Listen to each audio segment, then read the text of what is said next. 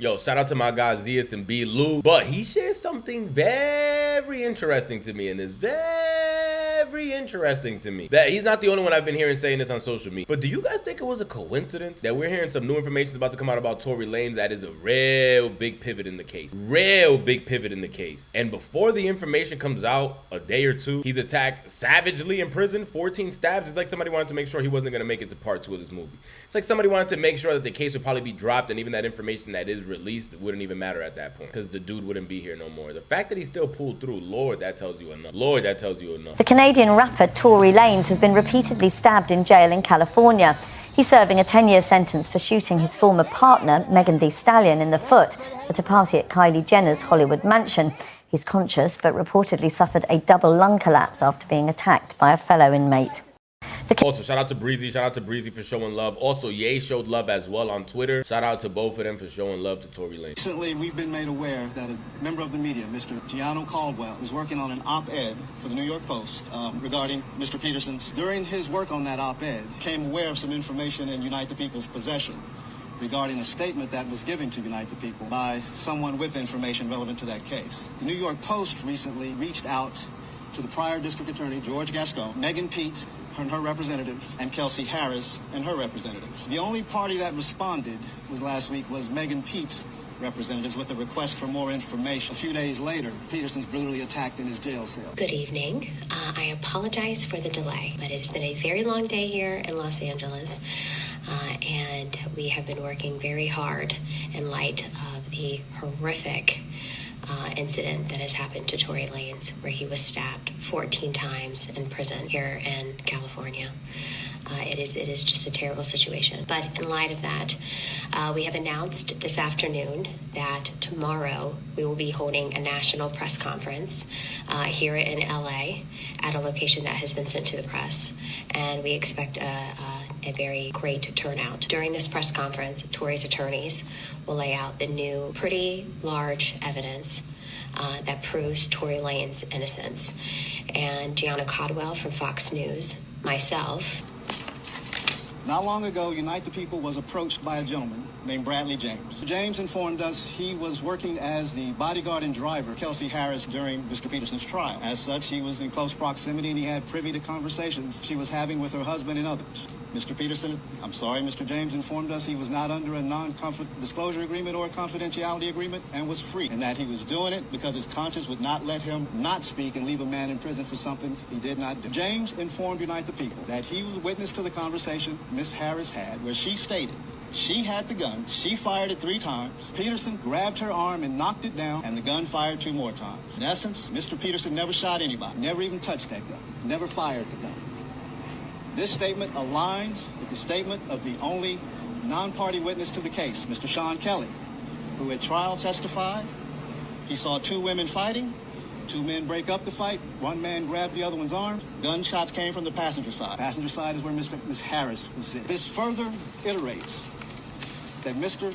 Peterson did not shoot Miss Pete, did not shoot at Miss Pete, not assault Miss Pete. It's just another irregularity in a list of irregularities in this case. Potential suspects in the car that night. The only DNA sample was taken of Mr. Peterson, even though unknown DNA was found on the gun. Why wasn't Miss Harris's DNA taken? Or was it taken and the information simply never given to the defense? Why wasn't the driver of the car, Mr. Jaquan Smith's DNA taken? Or was it taken and again, simply not given to the defense? What's crazy is, if you guys were keeping up with us, we were actually following that trial every single day. We followed that trial. We did recaps. If you guys never saw that, we got a whole playlist. Go check out that. But I always said, me knowing gun safety, always being in the range, owning so many weapons, going shooting all the time, always walking around with weapons, I'm thinking if a girl get in an argument with another girl and I'm telling them I smack both of them, we all super drunk, we killed mad bodies, I can see myself saying words to get to her mad, because she tried to get me mad, so now I'm trying to get her mad. But when somebody's so drunk, I've teed before when I was younger, trying to get somebody mad to the point that you get them so mad, you're like, oh damn, I think I teed. I think they really mad.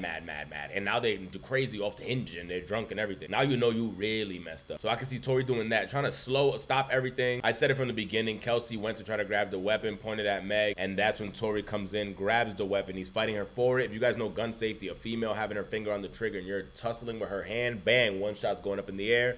which also goes with, I believe, I forgot his name, the witness that was on the balcony and saw the whole thing go on. He had two different stories. What he wrote to the police was he saw the shot come from the passenger side. Then the second time that he was on the stand, now he says he saw the small man shooting in the air. What I think it was his silhouette, if anything, fighting her from the weapon, and it goes off. Boom. Gun gets thrown to the ground and goes off 2 more times. One of those bullet fragments breaks into pieces, goes into Meg's foot as she had no shoes on after they left the pool. This is what I said from the beginning, but we had no evidence for it. Before that evidence that ties what a lot of us been thinking for so long, since the beginning of this, popping all over the internet. Zias is not the only one, but I wanted to show what he said. Come out, right? How do coincidentally Tory get stabbed up right before this shit about to come out? And let's be clear, that wasn't a snatching attempt. That wasn't no, like, you know, some shit that happened. No, that nigga, it wasn't his room, it wasn't his cellmate. That was, I feel like that was, nigga, that was an order. That was, you know, that was a. You think it got deep? Nigga. I ain't gonna lie, bro. He got hit, bro. I ain't gonna lie, bro. Tory cool. 14 times, bro, to the head. Like, they was trying to, he was trying to kill him. But I'm saying, why else would he be trying to kill him? Other than like, you know, somebody put that order in. Nigga, like, shit, nigga. Carried it. Don't forget, he didn't just get attacked by any other. He got attacked by a little 5'6" little dwarf man that I would have picked up by both of his pockets, flipped over his head, and shook him to change fella. And don't forget, and a lot of people been saying that there might be a race war. We seen that whole video. I'll show this clip quickly with a guy explaining what he said that he heard from prison on why it happened. I'm not gonna lie. Do I believe that Tory was trying to holler at a man that's in prison for dating a 13-year-old when he was overage? We're not gonna say his age due to guidelines, but he was overage, and he's in prison today for unaliving that little girl.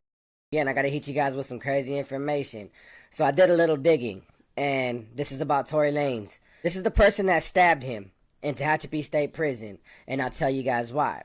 Now, the video I did before was just saying that there was a false narrative going on about a Mexican trying to extort him and make him pay taxes, and everybody ran with that theory. I said, no, it was personal. Now, if a Mexican was to do it, it was, you know, yada, yada, yada. But the reason this took place is this dude was a nice guy, respectful inmate, got into a lot of trouble, though. He stabbed a couple inmates in prison. He's doing life without the possibility of parole for 2 murders. And he was in education. He was working in the educational department, respectful, but he happened to be Tory Lanez's neighbor. And at visit, he was flirtatious with his wife. And his wife immediately told her husband. They went back, got confrontational, and Tory Lanez was on a tear saying that he was going to F his wife because she likes black dudes.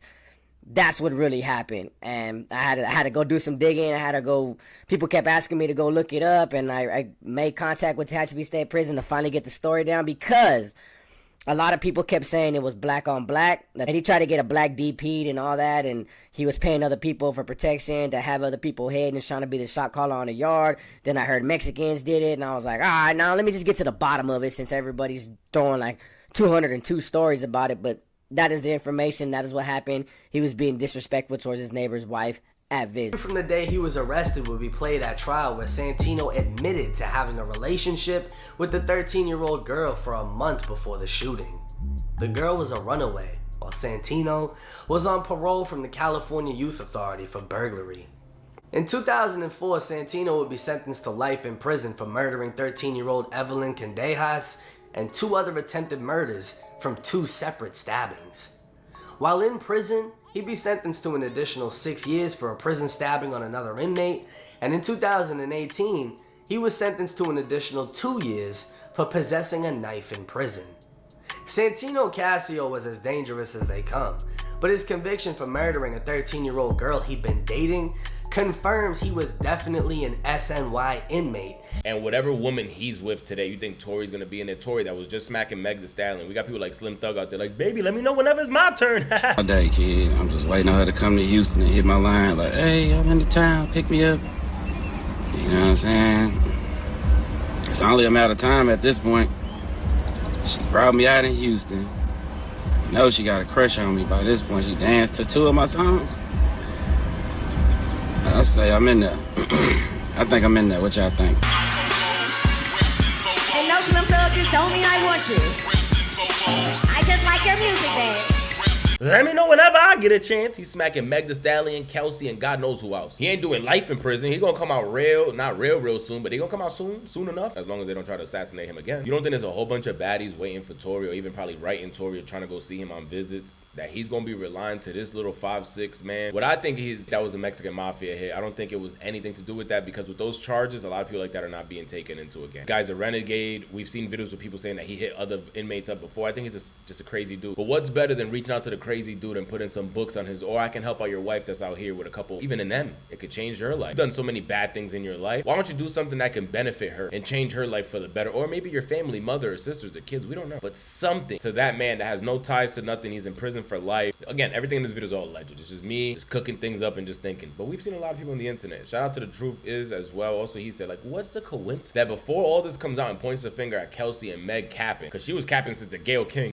No, I didn't have sex with Tory. No, you didn't just have sex with Tory. You had sex with the baby, then Tory. So her man, allegedly Fontaine, walked out the courtroom. He was sick to his stomach. I was thinking about Cassie's husband when he walked out a couple days ago. I'm like, he got the Fontaine. Yeah, you don't want to hear that in the court. Nobody want to hear about their ladies or something like that in the courtroom. I get it. But let me know down below your thoughts. While you're letting me know, like the video, subscribe up to the channel, sub up to the channel, send me the screenshot. I just want to know what you guys think about all. Do you think it's a coincidence? Let me know.